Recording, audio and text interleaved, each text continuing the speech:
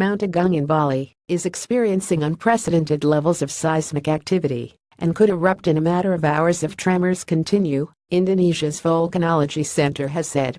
More than 75,000 people have been evacuated in the last few days as Agung, the highest point of the island, has experienced hundreds of internal volcanic earthquakes. Instrumentally, we have never recorded such high energy or seismicity from Mount Agung. D.V. Kamal Saibana, a seismologist from Indonesia's Center for Volcanology and Geological Hazard Mitigation, told The Guardian. Data showed that Mount Agung experienced 844 volcanic earthquakes on Monday and 300 to 400 earthquakes by midday on Tuesday, he said. We need to pay attention because these kinds of earthquakes indicate the movement of magma and increase the probability of an eruption.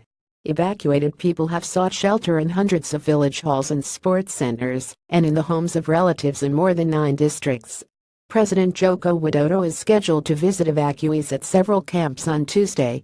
Authorities have urged people to stay out the danger zone, a designated 5 to 7 mile radius of the volcano.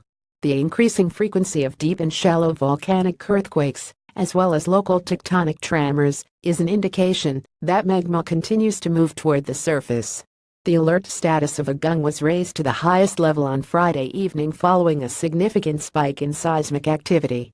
Kaspani, the head of the Volcanology Center, told local media that if tremors continued, an eruption, the first in more than half a century, could be a matter of hours away. The Volcanology Agency is also drawing data from GPS and satellite imagery, including a thermal camera. Readings from these measurements are in line with the increase in volcanic tremors. Saibana said it was impossible to say that Agung would definitely erupt, only that the data showed there was an increasing probability that it would. There is no volcanologist in the world who could predict precisely when a volcano will erupt, he said. Volcanoes are a stochastic system. Many complexities are unknown by the human brain and technology. Mount Agung last erupted in 1963, when more than 1,000 people were killed. That event was preceded by an increased frequency in earthquakes. One of the difficulties in predicting the likelihood and timing of an eruption on Agung is that monitoring of the volcano began only after the 1963 eruption. Other volcanoes in Indonesia that have erupted more recently offer a greater wealth of data for seismologists to compare and assess. But for Agung we have no instrumental documentation, said Saibana. The only records that we have is of the phenomena that were observed and reported by people around the volcano prior to the 1963 eruption. Children evacuated from the area around Mount Agung. Photograph made Najib at Bali's Ngurah Rai International Airport, which is about 47 miles from the volcano, remains open, with flights running as normal on Tuesday. In the event of an eruption and ash clouds that could disrupt air travel, authorities have made preparations for flights to be diverted to 7 regional airports, including on Java and Lombok Islands.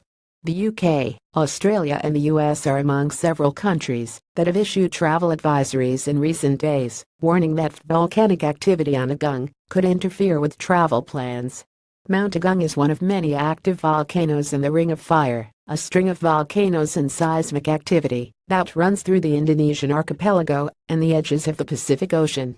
James Wilson, 28 from Bristol, is staying near Mount Agung with his fiancée, and they have plans to climb the nearby Mount Batur on Wednesday morning. He said it's always been our plan to come to Bali and go up Mount Batur, so we're quite keen to continue if we can. Wilson, who is staying in the Volcano Terrace Bali Hotel around 10 kilometers from Agung, said there are mixed feelings in the local community. He said some people are quite relaxed and others are quite worried because of the evacuations. We did see smoke this morning above Agung though, and our hotel shook a bit earlier in what I assume was a tremor. I'm not sure why we haven't been evacuated. In some respects it might be foolhardy to stay, and in another we want to get on with our holiday as much as we can. Additional reporting by Rachel Abordo.